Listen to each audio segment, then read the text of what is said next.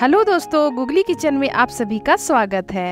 आज हम यहाँ पर काफ़ी टेस्टी और हेल्दी पेड़ा बनाएंगे जो कि मखाने से बनकर तैयार होता है। तो आप यहाँ पर जानते ही हैं मखाना जो है वो हमारे लिए कितना लाभदायक है। तो आप इसे किसी भी व्रत या फिर किसी भी ओकेजन में बनाकर खा सकते हैं। तो यह रेसिपी मैं स्पेशल नवरात्रि के अवसर पर लेकर आई हूँ, जो कि बहुत ही आसान और सिर्फ 1 चम्मच घी में बनकर तैयार हो जाता है और इसमें हमें चाशनी बनाने की भी जरूरत नहीं पड़ती है। तो मखाने का पेड़ा बनाने के लिए मैंने यहाँ पर एक कढ़ाई लिया है।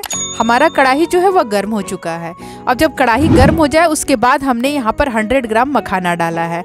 मखाना डालने के बाद हमें फ्लेम को मीडियम कर देना है और इसे मीडियम फ्लेम पर ही हमें ड्राई रोस्ट करना है। इसमें आपको घी वगैरह डालने की बिल्कुल भी ज़रूरत नहीं है। तो अब हमें इसे मीडियम फ्लेम पर अच्छी तरह से भून लेना है। हमें फ्लेम को हाई नहीं करना है, तो हमारा जो मखाना है वह जल जाएगा। जब हमारा मखाना भुना जाए तो उसे चेक करने के लिए हम यहाँ पर एक को हाथ में फोड़ कर देखेंगे। यदि हमारा मखाना अच्छी तरह से फूट गया तो मखाना भुना चुका है। तो अब हम फ्लेम को ऑफ कर देंगे और इसे थोड़ा सा ठंडा होने देंगे। ठंडा होने के बाद हम यहाँ पर एक मिक्सर जार लेंगे और मिक्सर जार में हम मखाने को डाल देंगे और डालने के बाद हम इसे ग्राइंड कर लेंगे। तो आप यहाँ पर देख रहे हैं मैंने मखाने को ग्राइंड कर लिया है। तो यह बिल्कुल भी पाउडर के फॉर्म में आ चुका है। तो उसके बाद हम इसमें हाफ कप डेसिकेटेड कोकोनट डालेंगे। तो जितना हमारा मखाना है उतना ही हम यहाँ पर डेसिकेटेड कोकोनट डालेंगे और फिर से हम इसे ग्राइंड कर लेंगे। ग्राइंड करने के बाद इसका जो टेक्सचर है थोड़ा सा मॉइस्चर वाला हो जाता है, क्योंकि जो नारियल है वह थोड़ा सा ऑयल रिलीज करता है। तो चलिए अब जिस बर्तन में हमें बनाना है उस बर्तन में हम इस मिक्सर को ट्रांसफर कर लेते हैं। तो मैंने यहाँ पर एक पैन लिया है। अब इस पैन में हम मखाने के मिक्सर को ट्रांसफर कर लेंगे। उसके बाद हम इसमें हाफ लीटर की दूध डालेंगे। यह दूध मैंने पहले से ही उबाल कर रखा हुआ है। तो अब इसकी मलाई के साथ दूध को हम इसमें डाल देंगे। दूध डालने के बाद हम इसे मिला लेंगे। उसके बाद हम इसमें हाफ कप चीनी डालेंगे। यहाँ पर आपको ध्यान देना है कि मखाना पीसने के बाद उसकी क्वांटिटी जितना है उसी के अनुसार हमें सारी चीज़ों का मेजरमेंट करके डालना है। तो हमारा मखाना यहाँ पर हाफ कप था, तो मैंने हाफ कप डेसिकेटेड कोकोनट डाला, हाफ कप शुगर डाला। अब हम यहाँ पर हाफ कप मिल्क पाउडर डालेंगे। यदि आप मिल्क पाउडर नहीं डालना चाहते हैं तो आपको हाफ लीटर की जगह में 1 लीटर दूध लेना होगा और उस दूध को आपको पकाते हुए गाढ़ा कर लेना होगा।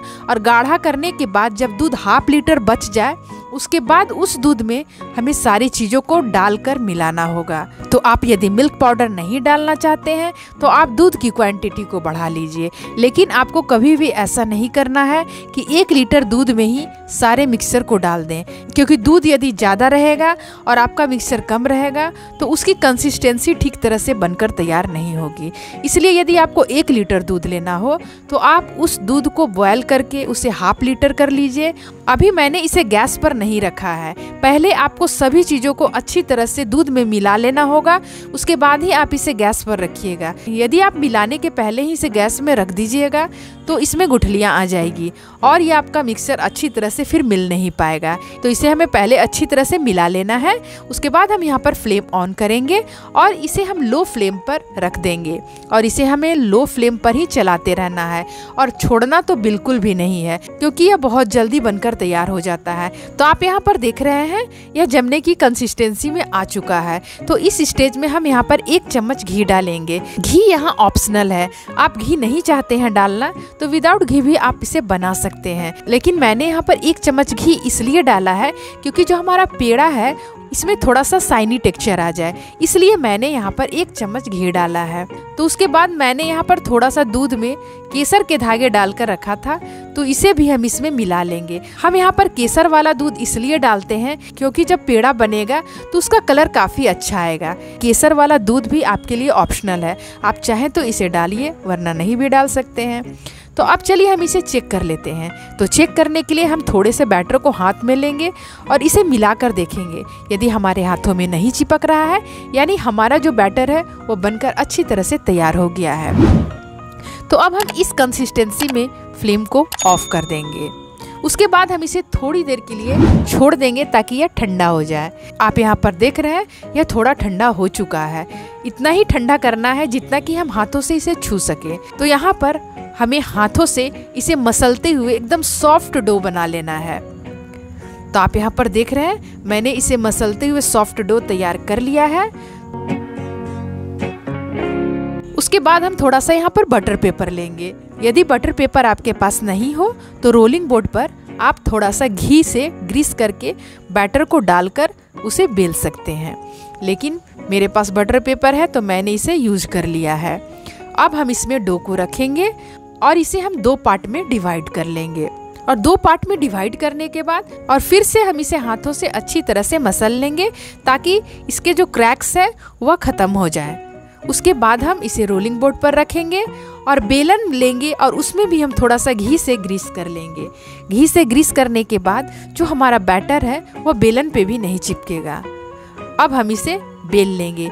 हमें बस ध्यान रखना है कि जब हम बेलें तो हमें पतला नहीं करना है, क्योंकि पेड़े का जो साइज रहता है वह थोड़ा मोटा रहता है, तो हमें इसे थोड़ा मोटा ही बेलना है। जब आप इसे बेल लें उसके बाद आप इसे कट कर लें। तो कट करने के लिए आप कोई भी छोटे साइज के ग्लास या कटोरी से आप पेड़े का शेप देते हुए काट कर तैयार कर सकते हैं। तो आप यहाँ पर देख सकते हैं मैंने पेड़े का शेप देकर तैयार कर लिया है।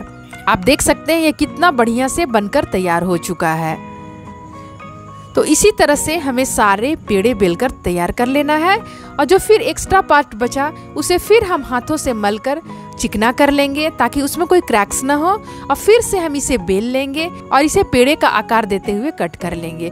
तो चलिए इसे हम प्लेट में रख लेते हैं और दूसरी पेड़ा बेलने की तैयारी करते हैं। आप इसकी मोटाई भी देख सकते हैं। इसी मोटाई में आपको पेड़े को कट करना है।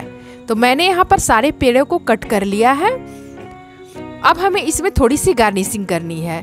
तो गार्निश करने के लिए आप कोई भी ड्राई फ्रूट्स ले सकते हैं। तो मैंने यहाँ पर थोड़ा सा चेरी, थोड़ा सा बादाम और थोड़ा सा पिस्ता लिया है। इन सभी चीज़ों से हम पेड़ों को थोड़ा सा सजा लेंगे ताकि जो हमारा पेड़ा देखने में और खूबसूरत लगे। तो आप यहाँ पर देख रहे हैं मैंने सारे पेड़ों को अच्छी तरह से सजा लिया है। आप यहाँ पर देख रहे हैं हमारा कितना सारा पेड़ा बनकर तैयार हो गया। आप किसी भी फेस्टिवल, किसी भी व्रत में इसे बनाकर खा सकते हैं, और यह बनाना भी बहुत आसान है। इसमें हमें ज़्यादा घी तेल की भी ज़रूरत नहीं पड़ती है और बनकर भी बहुत आसान तरीके से तैयार हो जाता है। इसमें आपको चाशनी वगैरह बनाने का भी झंझट नहीं है। तो चलिए अब हम इसे एक तोड़ कर देखते हैं। तो आप देख सकते हैं तोड़ने पर ही पता चल रहा है, और यकीन मानिए यह खाने में भी बहुत ही टेस्टी होता है, और यह पेड़ा जो है वो काफ़ी पौष्टिक भी होता है। तो इस तरह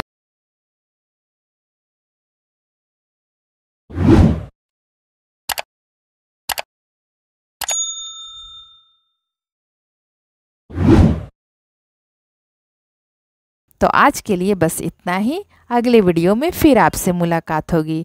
तब तक के लिए गुड बाय।